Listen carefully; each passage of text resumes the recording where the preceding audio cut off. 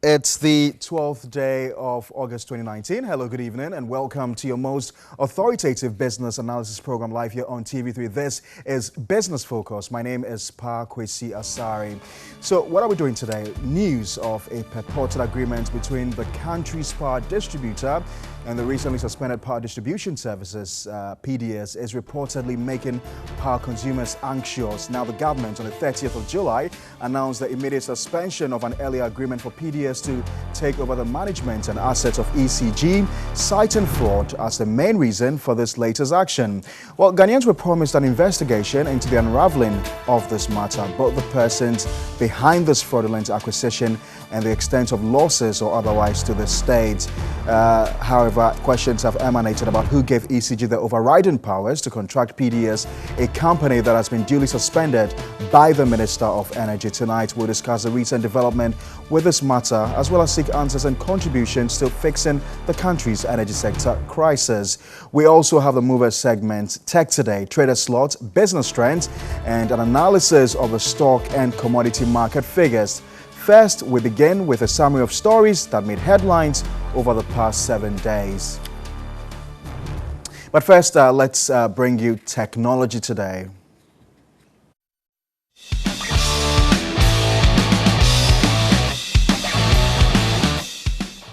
Now, the second app I want to talk about is RescueTime. So RescueTime is this app I chanced upon not too long ago, right? So what it does is it automatically tracks the time that you spend on your devices, okay? So it's either on your desktop or on your phone. So what you have to do is, first of all, is to create an account with them. So rescuetime.com, you visit there, and then you create an account on there. Then you go to either the Play Store or the App Store, download their app on your phone. And then on their website, they allow you to download desktop versions of RescueTime. That would go on your taskbar, and then it would be used to track the software that you've opened on your devices, right? Then you need to install an extension in your browser. So whether you use Chrome or you use Firefox or Opera or whatever browser it is, you need to install the extension in there. Then it can also track the websites that you are visiting. It will tell you whether you are visiting business sites, whether you are visiting entertainment sites, whether you are visiting social media sites. And then it will tell you the apps that you are using the most on your devices, whether it's on your phone or on your desktop. So at the end of the day, RescueTime would give you reports, okay? So it will tell you that you spent maybe 20 minutes doing social media, you spent 30 minutes visiting business websites, or you spent maybe 50 minutes opening office applications. And then it will score you, it will give you like an average score of your productivity. So at the end of the day, with RescueTime, you can be able to tell whether you've been productive or you've been unproductive. This is why it is very important. Productivity is something that we cannot play with. Everybody needs you to be productive, so you need RescueTime. Okay, so this is how we are rounding up on Tech Today. My name is Kwame. Stay tuned for more on Business Focus. All right, we just brought your way Tech Today, and you've got to make a date with us every Monday for Tech Today. So we'll begin with a very trending issue for today, and the Chamber of Petroleum Consumers has questioned the ECG's decision to allow PDS to carry on with all activities related to electricity retail sale. It called the arrangement between PDS and ECG lawless and said it must be immediately suspended. COPEC further questioned if the Minister of Energy had any authority in the sector given the recent development. It said the situation only exposes the deeper influences of faceless persons other than those known appointees who have been vetted into public offices to protect the public purse. Thankfully, he's joined us here in the studio together with the head of corporate communications at the Energy Ministry, Nana Damwa. Thank you very much, gentlemen, for your time. So Duncan Amwa is the executive director of the Chamber of Petroleum Consumers, and Nana Damwa is head of corporate communications at the Energy Ministry.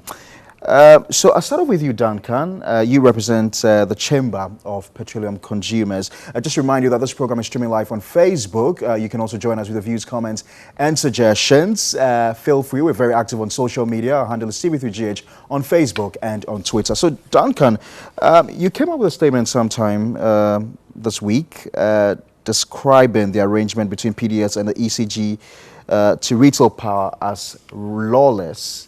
Why that strong worded statement? Parker, let me start this way. COPEC has, as we know, generally with petroleum matters, we would hesitate to discuss power.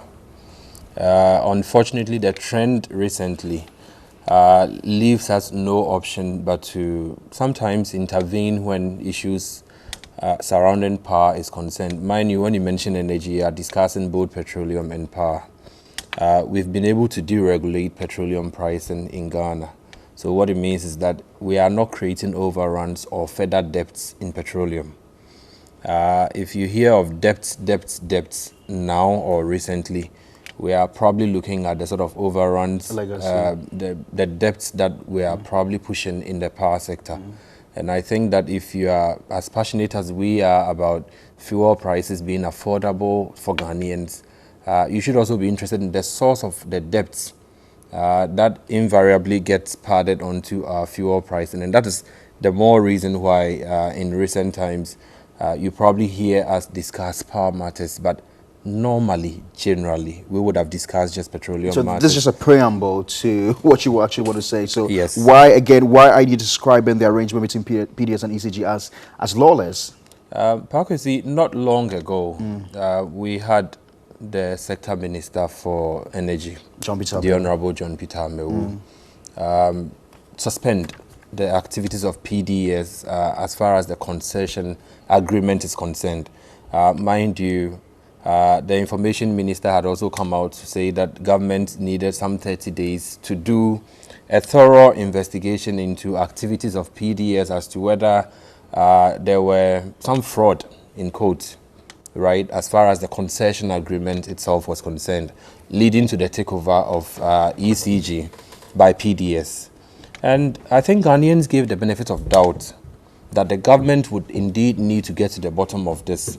Was it a matter of oversight? Was it a matter of negligence? Was it a matter of people impersonating others, such that they had no locus but came to say we could actually take over ECG and, move it to some profitability? Was it that people really engaged in fraud? And so as Ghanaians awaited the 30-day investigative process by government, you wake up to hear ECG now doing a quick turn to tell Ghanaians that they've had a contractual agreement with the said company under investigation. The said company against whom the energy minister had been categorical that there were some suspicious or, probably allegations of fraud against it, right? Which is a subject of public inquiry as we speak. The said company, which the President of the Republic elsewhere had indicated that they had to be suspended to protect the public interest, right? One would be forced to, wonder what would make an agency within and again operating under the energy minister to now do a backdoor arrangement, right? Come back to tell Ghanaians that the very services for which PDS had been suspended from, engaging further because of some allegations of fraud against them. We are going back to contract them to do those things because if we don't, we'll probably not have power for Ghanaians. We have quite a lot of reservations about this sort of arrangement. One, we know for a fact that PDS taking over ECG was managerial. It was not infrastructural to say that they had made certain investments into ECG for which if you took them out for investigations to go the full haul, they will probably confiscate those assets or infrastructure that they have put in place to serve Ghanaians. Okay, and so it becomes quite difficult to accept the sort of press statement that is jointly issued between PDS and ECG, telling Ghanaians to continue to further work with PDS, whilst the government of the day had indicated that it was indeed investigating PDS. All right, hold on for me. Let's see if we can get some answers from Nana Damwa, who is the head of corporate communications at the Energy Ministry. Nana, thank you very much for your time. Nana, what is going on? So, indeed, the minister had, come out to state categorically that they had suspended the operations of PDS. The information minister also did similar. Just a couple of days after, we got a statement issued by the Energy Commission. And if you indulge me, this is a statement that was issued on the 31st day of July, authored by the head of the Energy Commission, and essentially says the appointment of ECG as interim operator to take charge of management and operations of the electricity sale license issued to Power Distribution Services Ghana Limited. And I just want to read a bit of that. It says a decision of the Commission is based on the validity of the said license becoming impaired as a result of the following events. 1. The demand guarantees submitted by PDS to ECG have been disavowed by the issuer and declared null and void. 2. That the consequent impairment of the lease and assignment agreement between ECG and PDS. 3. The decision by ECG to suspend the provisions of rights and obligations defined under the LAA pending determination of all consequential matters arising out of the above. A meeting was subsequently called at the behest of the Energy Commission. What has happened since then? Thank you very much. I am grateful to you for this opportunity, and I'm grateful to your viewers as well for taking the time to listen. Essentially, what you might want to ask yourself, and I'm glad that you started from the Energy Commission letter, is that what exactly is under investigation? The statement from the government represented by or signed by the Minister of Information stated clearly that there were fundamental and material breaches that have been found in some documents that were presented by PDS. Now let's understand exactly what has happened.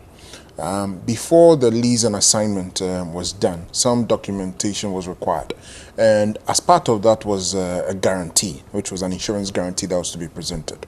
Now, upon further due diligence tests, it has been realized that initially the issuer, which is Alkut, a company based in Qatar, had said that even though the guarantee was issued by them, the officer who undersigned the guarantee did not have the requisite authority to be able to do so. And so they were disavowing the guarantee that had been issued and informing us that we had no such guarantee with them. The government of Ghana then, acting in the interest of the people of Ghana, bearing in mind that we had handed over an asset worth over $4 billion to PDS, decided to suspend the agreement pending further investigations. Subsequently, it has also come to our notice that the same Alkut, which first of all decided to write to us, informing us that no such guarantee existed with them, had written to the insurance broker saying that though the guarantee existed, they are now cancelling the guarantee because premiums had not been paid. Now, they wrote this letter to ECG, acting on behalf of the government of Ghana, on the 16th of July, 2019. Then this letter, subsequent letter written to Joe Australia, which is the insurance broker, was written on the 31st of July 2019, a period of 15 days. On one hand, you have a situation where the same company says that, written by the same individual actually, said there's no guarantee, it doesn't exist. On the other hand, you are being told that there is a guarantee, it existed, but because premium has not been paid, we are cancelling it. This raises a fundamental question, first of all, of credibility. It raises so many issues, and the government of Ghana is of the opinion that under normal circumstances, these things should not be happening. It appears that there is a game going on. It appears that there is a game that is being played. And so, acting in the interest of the Republic of Ghana, government of Ghana has said, I'm taking back my assets. I'm taking it away from you. I'm going to manage it myself moving forward until we can establish if indeed what exactly is going on here. Did you have a guarantee or did you not have a guarantee? Remember, if a guarantee existed, then it means indeed PDS met the conditions they were supposed to meet and there is no issue.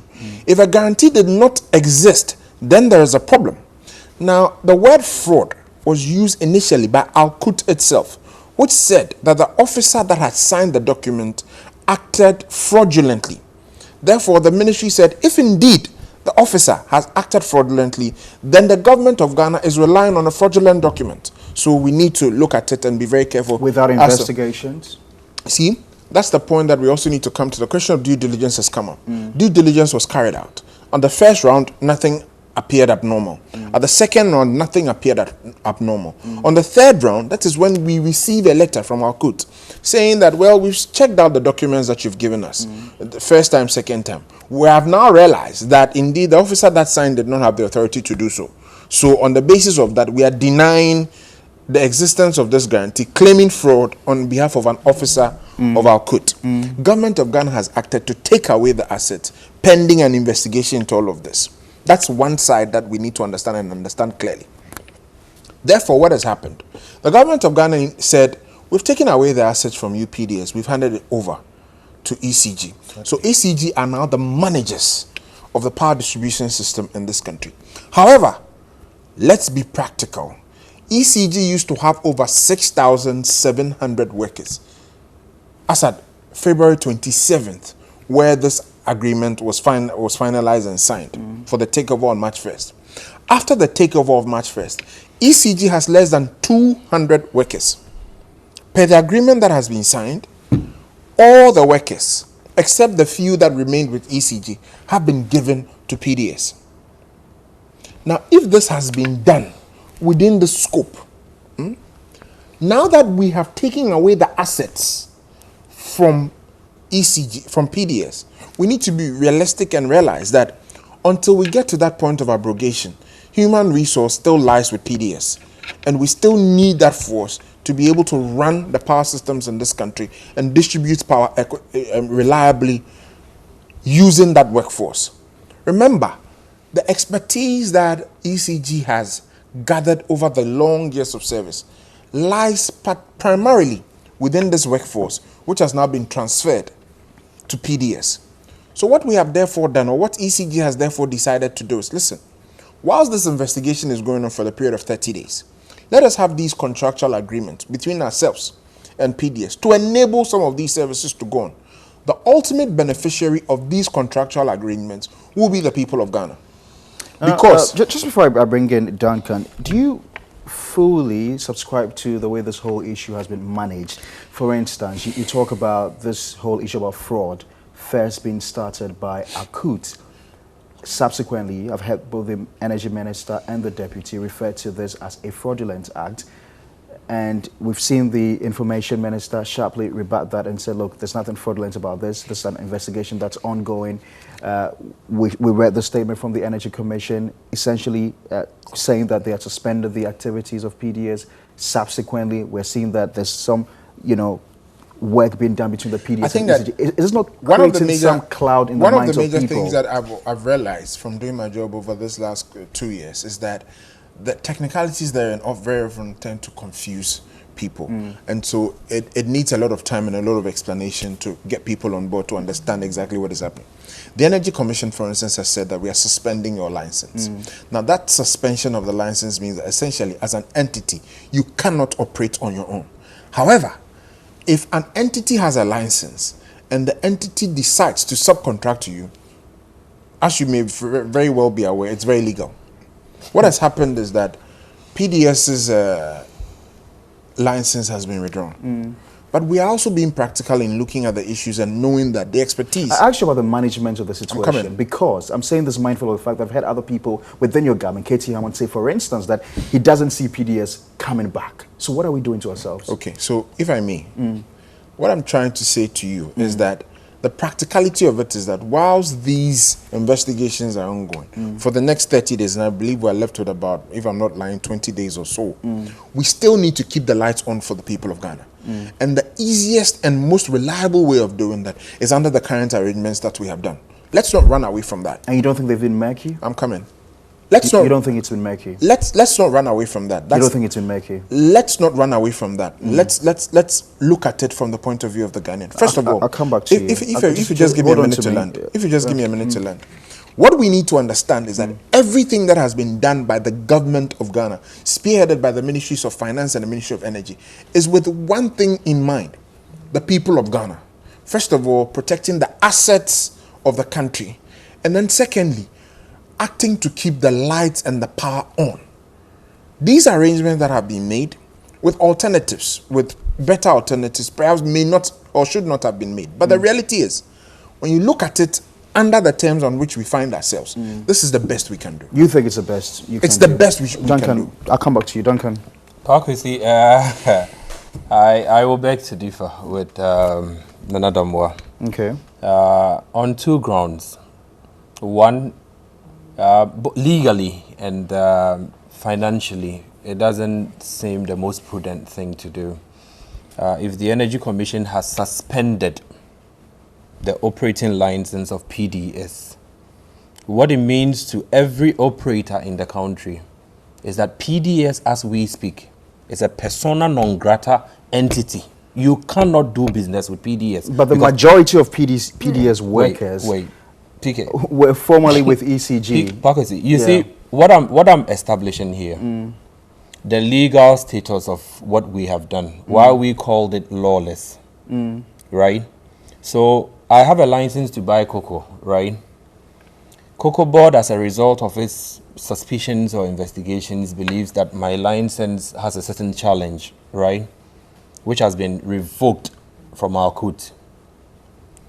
Then another entity contracts me, right? An entity under public investigation, an entity whose license has been publicly revoked by the Energy Commission. What it means is that PDS, as we speak, has no locus whatsoever to operate, right? As far as, power distribution, under investigation. because the license has been revoked by the Energy Commission. I'm sure we'll come to that. I'm sure that this conversation can help. I'm sure that this conversation can help. Here it is, I'm coming. Yeah. So PDS as it stands cannot operate on its own. I don't think that we differ on that. No, we don't. The issue, however, is that they have been subcontracted by ECG. The issue, therefore, is that I'm coming. If I get that point. I understand that, but if I was building on to that, if I may, therefore, they are not operating under their own license. They are operating under a contract between them and ECG, who is the license holder. So ECG's license gives them that cover to do what they are doing. You see, I would beg to differ, Nana. On technical grounds, let me go down to petroleum downstream. NPA revokes the license of, say, an OMC, right? License revoked. It means that the OMC or the entity, as it stands, cannot operate under any law within the downstream because the license is suspended. But you agree that this is a very technical matter? That is why I was going to the technicality. I am saying that due to the revocation of that license, which gave them any legal remedy to operate, it will be illegal for Parkwesi to go and sublease, given a contract, a public contract to them, to undertake the very services for which their licenses have been revoked. I would land. Indeed, subsequent to the revocation of the license, these were the services they were rendering. They had been asked to stop collecting money. All of them. Their bank accounts had been frozen. And all of that. And we're just hearing that there's been an order for the account to be unfrozen. Exactly. Now here's my question. Would it be proper for ECG to say a bank should be sitting at all of its deposits, all of its various points to collect the monies for them? No, can I answer that? Yes. You see, why I started from the premise we started from is to the extent that, look, ECG as we speak, right? If you did take the managerial transfer to PDS, nothing structurally changed.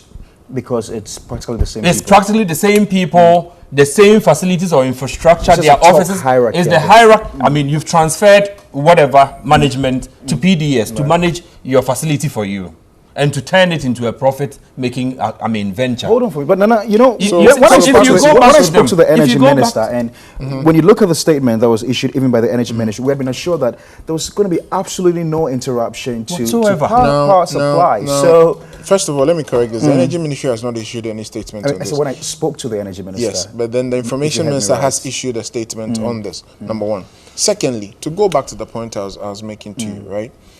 if it is proper for a bank, for example, to collect monies on behalf of ECG, what is wrong with PDS doing that? Again, he gives an example of in the retail industry, NPA suspending somebody, an OMC's license. Yes. Therefore, it becomes improper for the OMC to operate. But let's say if the OMC is then subsumed by GOIL, and GOIL says, okay, you have all of these facilities lying around. Even though your license has been suspended, you have all of these facilities lying around. And I want to take these facilities and start working. You see, it will be illegal. I'm not trying to disrupt you. I'm not trying to disrupt. No, because you came into my submission, I'll beg of you to proceed here.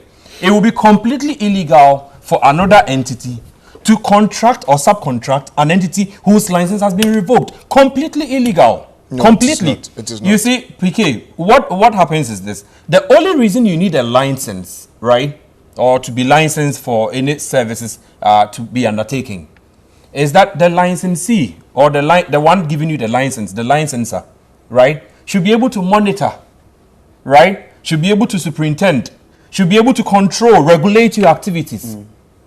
Now, PDS license has been revoked. If you contracting them, who should now monitor PDS? Okay. Who should regulate? I think we should move the discussion forward. I think that this ends. Make this briefly. I think that this ends for all of us. So now it is ECG that is a license holder. So the regulator will regulate ECG. The monitoring will be done on ECG. Now, but ECG is not operating. ECG is not operating. Let's make some progress. ECG is not operating. Let's make some progress. Now I'm coming. So at the end of the day, ECG is assuming all the risk associated with contracting PDS. ECG is responsible for everything that has been done.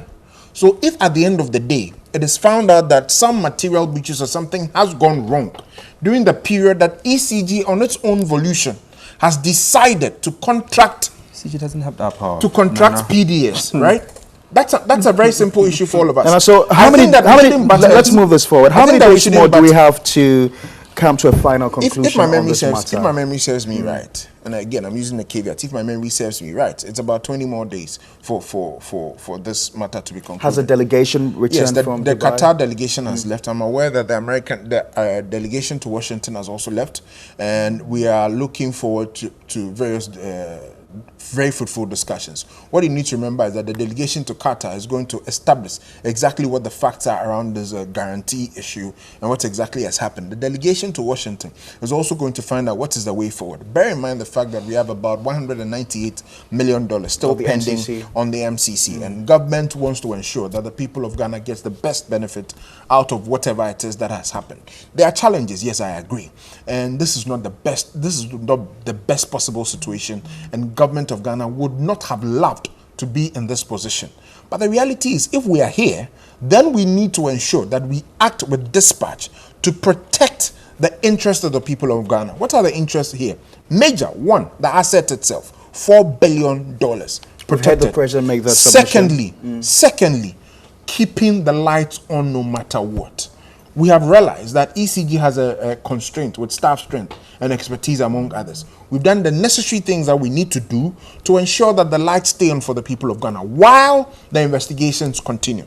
At the end of the day, the investigation is going to bring out one of two results. One, there was nothing that was done wrong. It was a major misunderstanding, so let's go forward. Two, there's something fundamentally wrong that is irreparable, and so we'll have to abrogate what we have with PDS, and then moving forward, what happens? You don't think if the former is the case, you would have done irreparable damage to the credibility of PDS? Well, you see, I haven't heard PDS complain yet, and I think that we should all take our time. Say that this was a thorough job that was done. Mida saying that it was a thorough job that was done means only one thing: the letter that came from Al-Qut shouldn't have come from Al-Qut. So generally, whether we like it or not, there's a problem. Be it a problem from the Ghanaian side, be it a problem for the insurance side being Al-Qut, be it a problem from wherever. That is why there's a team that has been set up to investigate and get to the bottom of this. When we get to that point where we have to make a decision, in the same way that we've acted with dispatch to protect the assets of the state and acted with dispatch to ensure that the lights remain on, we will act with dispatch to ensure that we take the best possible decision for the people of Ghana. Duncan, let me take your concluding remarks on this. Democracy, We are not moving away from the fact that this whole contractual arrangement between ECG and lawless. PDS is lawless completely. It does intend to not take any legal action on this one? we wouldn't hesitate if we probably get there, because at the end of the day, if somebody has been suspended, licenses revoked, it does not behove on ECG to recontract that ask person. a question. So what's the alternative? If I may, what I was saying was this: ECG has the technical and the managerial competence. If 200 PDS has been suspended, what PDS needed to do immediately was to hand over to ECG, Hand which over is what? hand over everything, as managerial, everything to ECG, because that is what the laws of your land have determined. Okay, Energy Commission is not a creation of anybody's imagination. I said we're going to end this, but Nana, you don't think that the whole revocation of the license was a bit rushed? You don't think so? No, I don't think so. And here's my point. Remember, we are dealing with a $4 billion asset, which is supposed to be guaranteed by an insurance bond. And the insurer is telling you that I do not think I have any insurance to guarantee this. Why do you bring them back? Exactly. Until the investigations are concluded. You're coming back to my point. Until the investigations are concluded. You disengage them. I didn't finish my conclusion. Let me just quickly say something. The point I'm trying to make to you is that, remember, this is not a revocation of the license. It's a suspension. Do you understand me? What did the letter from the Energy Commission say? Okay, now listen.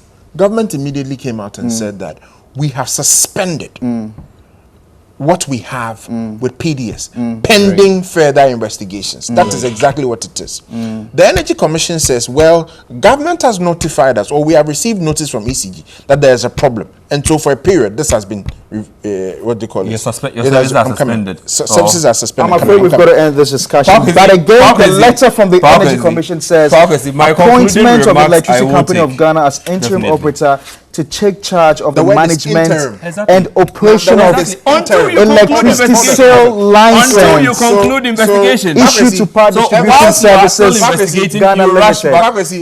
Until you conclude, I will still take my 1 minute. I will still take my 1 minute. That's a word. Interim. Interim means for the next 30 days, ECG should what take the over. Government has done, what ECG has done, is the most prudent thing to ensure I that disagree. your lights to my lights, I disagree. To temporarily revoke and still engage them. And still hand it over back to them. We need to make the lights stay on. Okay. All right. I'm afraid, gentlemen, we've got to end this discussion. Thank you very much. Nana Damwa is Head of Corporate Communications at the Energy Ministry, and Duncan Abwa, who is Executive Director of the Chamber of Petroleum Consumers. Thank you very much, gentlemen, for your time. So we'll take you next to our segment, which is the trader slot. And this segment is meant to give the ordinary trader a voice, as well as inform buyers on where to get what in terms of local market produce.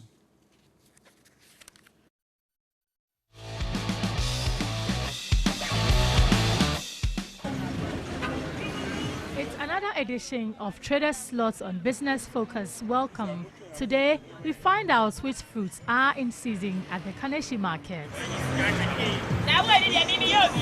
They said the pineapple and pawpaw, and they said I say it will look like our system. Pineapples and pawpaw are in season and not expensive. There are other fruits around, but these are expensive.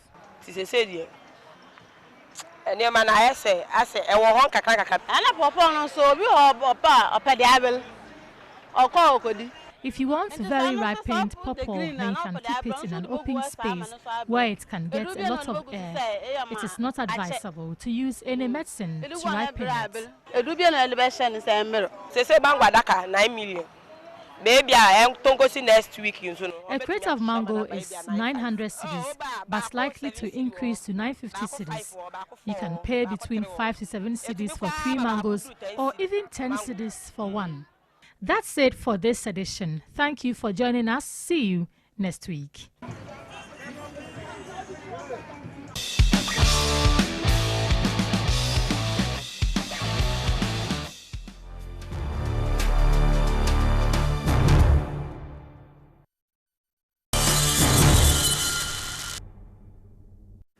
Right, welcome back to your most authoritative business and economic analysis program live here on TV3. This is Business Focus. Gone by is the trader slot. You've got to catch the trader slot every Monday. We seek to inform buyers on where to get what in terms of local market produce. Up next is a mover segment, and we share with you the story of 29-year-old Afrocentric designer Daniel Sylvester Owusu took advantage of his social media following plus some 700 cedis to set up an Afrocentric clothing line.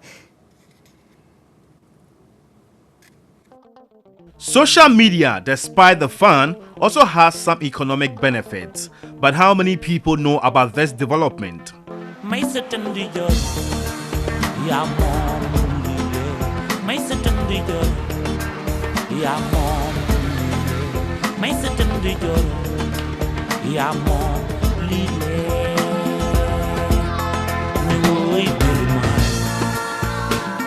Well, for 29-year-old Daniel Sylvester Owusu, the setup of his Afrocentric clothing line outfit was conceived from his convincing social media following.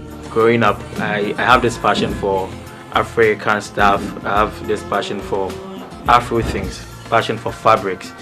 And when I was in Kenya, I actually realized that was when Instagram and Twitter had actually come up. So I actually realized I had some following. I had a lot of people I knew. So this is what I love doing.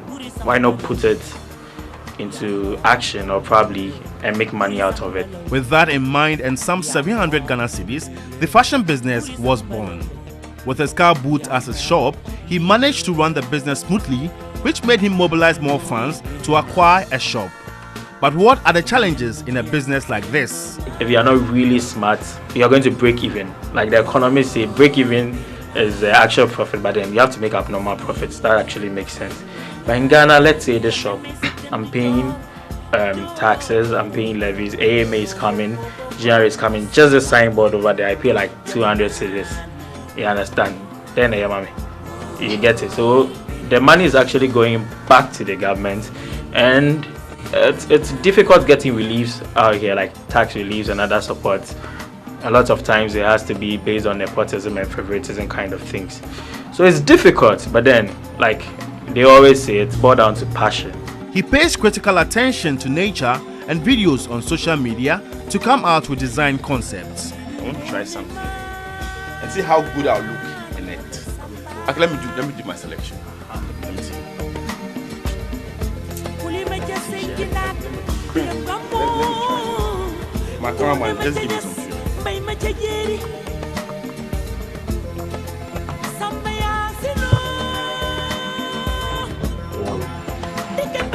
Well, I just got outfitted. How do I look? I know I look good, yeah? But I'm loving this. The apparel is so nice. And this is a brand that is pushing the values and culture of Ghana globally. This year will be the 4th appearance of outfits at Ghana's largest street art festival, Chalwote. I saw a lot in France, in the US, all over. So that's cool. But then I don't actually want to jump into or onto the international market, because you need the basis here. If you're able to get your roots firmly in your country, you are good to go. So far, he has employed some 10 people, including tailors and sales agents. With this very business of yours, I know it's good to have models who would just model in your outfits so that people would get to know this. But I'm wondering, are these your models? Do you have models, if I may ask? Yeah, that's Josephine, that's Prince, that's Lydia in the middle, Kwame Aka at the back, Gertrude, that's Susie right there with a nice smile. Then, interestingly, Kodria hasn't got his image here, but it's actually the face. Oh, so yeah, we have professional models. We do work too. We sell with these images on social media. Exactly. Yeah. So these people, my people are influential. They know a lot of people. So yeah, they are my team. Okay. They're actually part of the outfit family. Okay. Then we do some shoots with other models too. Okay. So do they get to keep the outfits after? Yeah, it depends. A lot of times. We have samples, so they keep after. Okay. And like this is their shop, come anytime, man. But I won't mind if you sign me up as a model. Oh, But me, I'll charge you. No problem. Let's I'll, talk about money. I'll charge you dollars.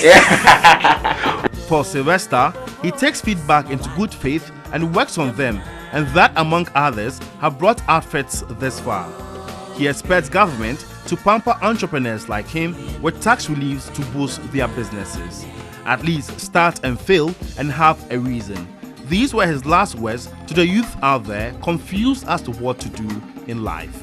If you want to do something, at least try it before you give up. And you don't need a lot of money to start a lot of things. You don't need a shop to start a business. A lot of times you need to start from somewhere and actually test the waters. If it's going to work, then you move on. So just do it. At least fail, then you have a reason. And lastly, there's a difference between working for the money and working for fame. Choose one. Stick by it. If you want the money, go in for the money. People want it free, let them pay something small. If you want the fame, go in for the fame. Whatever happens, you choose it. Stick by it. It's been a great interview, I must say. It's been a great one. And if you listen to the story of Sly, it'll tell you that anything is possible if you set your mind to do it, you can do it. And so we came to you from Bawi here at Accra. We brought you the story of Outfit. It's a clothing line that wants to project the image of Ghana globally, and I think they are already there. And so thanks for watching, and my name is Josh Quinnin. I'm black and proud.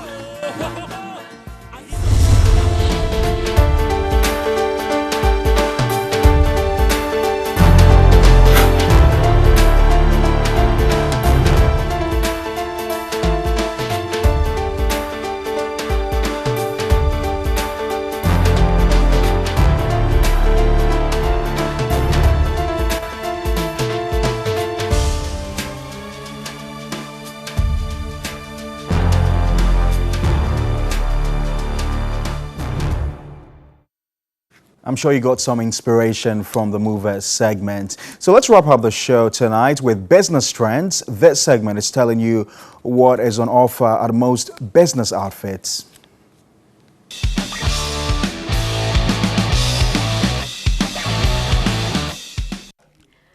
A luxurious hotel in the heart of the city.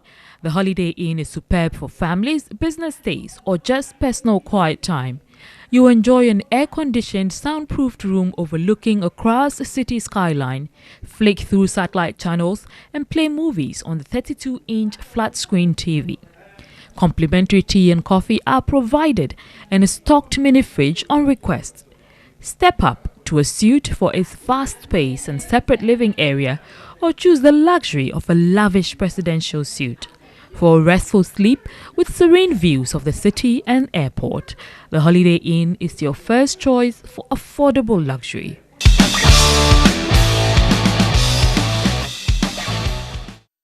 Well, that's how we wrap up this holiday edition of Business Focus, your most authoritative business and economic analysis program live here on TV3. My name is Parkus Yasari. Thanks very much for making a date with us today. Hopefully we'll be back again next week for another edition of your favorite program. Thanks to the production team led by Eton Amsay, and also to the cameramen and the directors as well.